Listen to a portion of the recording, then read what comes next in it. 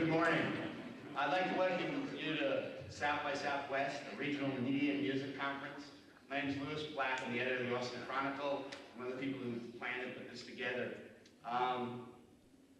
We'd like to I guess, welcome everybody to Austin, welcome everybody to the conference. This is our first time, so lots of things are bound to go wrong. We hope you'll bear with us. We're kind of learning as we go along.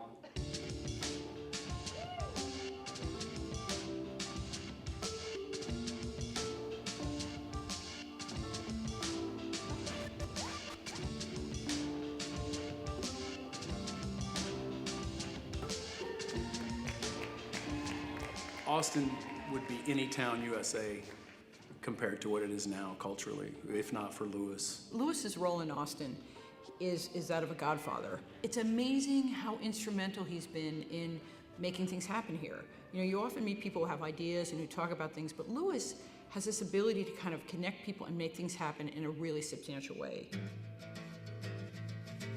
Some people are broad and shallow. Louis is narrow and deep. When you get into one of Louis's verticals, whether it's music or film or alternative media, there's nobody who can touch him in terms of his knowledge and his vision, the breadth of his experience, and ultimately his commitment.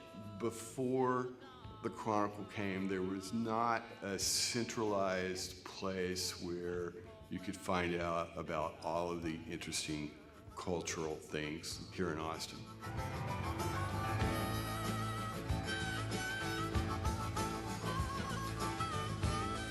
Louis is a force of nature, sometimes called the mayor of Austin Film. Obviously, without Louis, there wouldn't be a South by. South by has in turn taken under its wing a lot of organizations, AFS is one, and the relationship between the two has been kind of like a 1 + 1 = more than 2 deal. Louis knew how to seize control of events, of institutions, and exert his influence. You know, he didn't ask permission to do that. He just started doing things and making people, you know, be involved, whether they liked it or not, because this is what was going to happen, goddammit. He was there at the very beginning of the Austin Film Society and the idea that filmmakers didn't necessarily have to go to LA or New York to do their business. Louis isn't really looking for the next great thing. He really is genuinely trying to help somebody. He would always include anybody, you know, anybody who came to town was invited. He always made a point of having the more senior filmmakers meet the younger filmmakers. You know, he was always really good.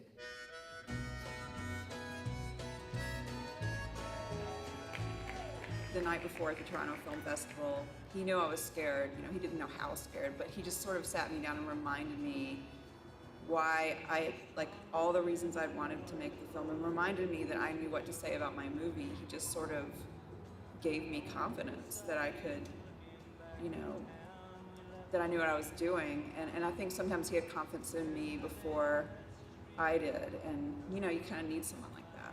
So I've known him for 15 years, and the entire time he's been like a coach and a mentor to me as the Film Society has gone through tons of huge changes. He is quite the visionary, but he's also very practical, and he's grounded in culture and grounded in community, so he's been a great mentor and guidepost. Super moral and super straight up, and just cares, you know, and he cares, I think, first and foremost about Austin. What's good for Austin?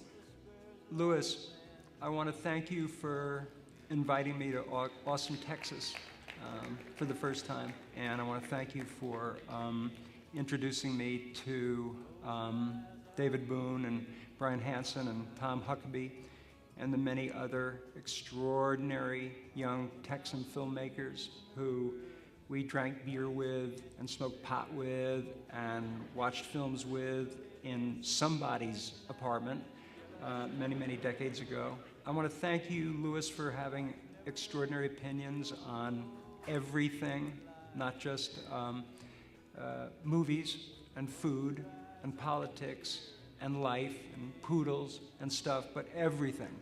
I love you like a brother. I love you so much, and I congratulate you on Finally, being honored tonight by the Austin Film Society, another great organization which you surely must have had a hand in at one point or another. Greetings to everybody there. Bravo, bravo, Louis Black. Mwah. Take care.